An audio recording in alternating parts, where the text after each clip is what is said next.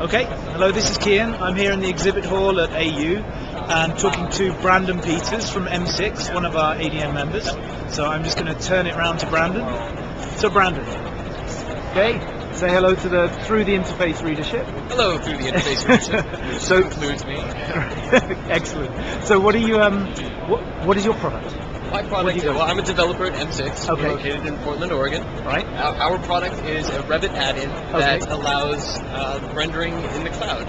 Okay. It's primarily a visualization tool. It makes a very easy-to-use workflow for anyone that needs to do stylization for non-photorealistic rendering or photorealistic rendering. Okay. All of our rendering.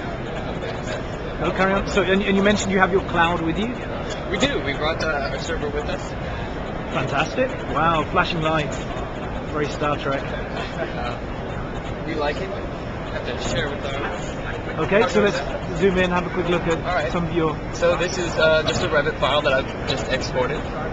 And I've applied this certain look to it. But we have, default non-photorealistic styles that you can apply, create and change. We also offer just really quick tag associations for assignment. So that you can just really quickly, let's say we want all of these default walls. Get better one right here. None of these walls are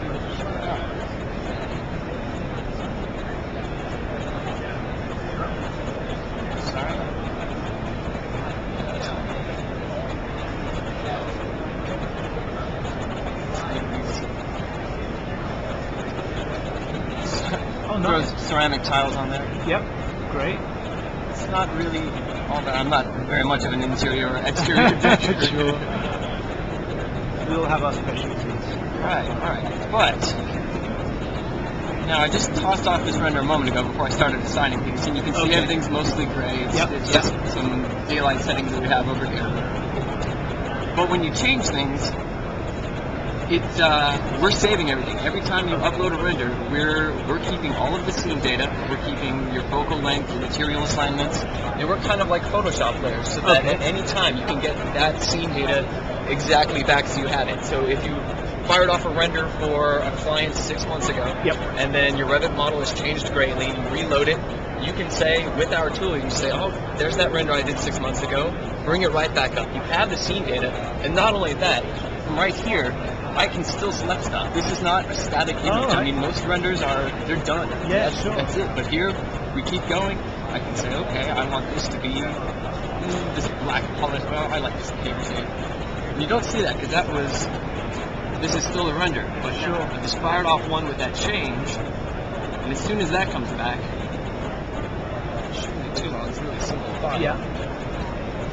And all this is happening, as you say, in the cloud. Exactly. So, while that's cooking, I'm going to show you that you can quickly switch between them. So I have this screen grab I did. This is not a render. Right. I have all these assignments going on right here. Yeah. Back here, I'm all gray, grab. Yeah. Now I switch back, and I'm back into the real time. This is not the screen grab. Yeah. It's still back here. Okay. And it's reassigned everything. Cool. Here's the render that was just cooking. I put this pavers tile thing on there. Right. This is screen grab.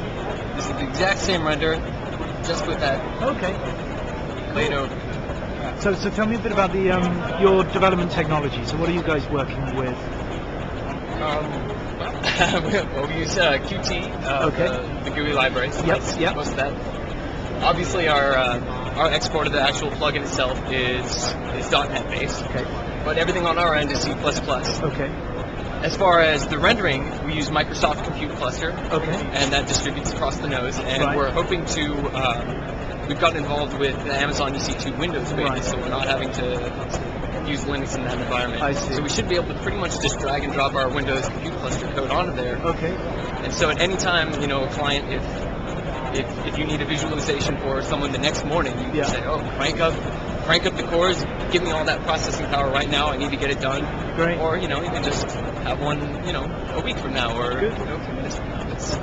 as much as you need. Yeah, excellent. So you also mentioned that from a personal perspective, you've got an interest in F# and you're tracking that technology. I do. It's my first functional language, so maybe that's why it's so attractive. Yeah. But the interop with C# and the rest of .NET is invaluable, of course. Yeah. But mostly I just find that as code grows, you've got a project going on, things get put in there, connections between classes and objects get blurred and things like that. But the immutability rather, kind of forces you to have structure and say, okay, this is how it's going to work. Right. And then once it is working that way, it's kind of locked into that path, and you can rely on that. Absolutely. That not changing. It's and you've also, it's composable because you can take that, drop it into a larger project, and rely on that function just sort of working as you expect it to.